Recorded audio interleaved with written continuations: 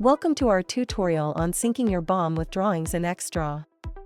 Begin by logging in and navigating to your Designs BOM page. Using the search option, you can add products to sync with your Xdraw editor. Let's search for an Epson projector, for example. Further, open your Xdraw editor.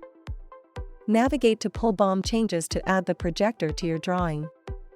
You will notice that the projector block has been added.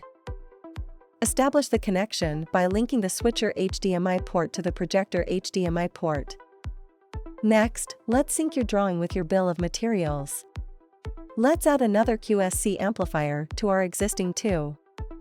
Click the Product Block button to add and search for the QSC amplifier. Select the model and place it in the editor. Establish the connection as I link the DSP3 pin to the amplifier's 3 pin. Don't forget to save your changes by clicking the Save button at the top of the editor. Then, return to your BOM page. Scroll to the bottom to see the current quantity of QSC amplifiers. To update this, click on the 3 dots at the top right and select Refresh. And you'll see the quantity has been updated. And that's it. You've successfully synced your BOM with your drawings. For more tutorial, visit x1080.com.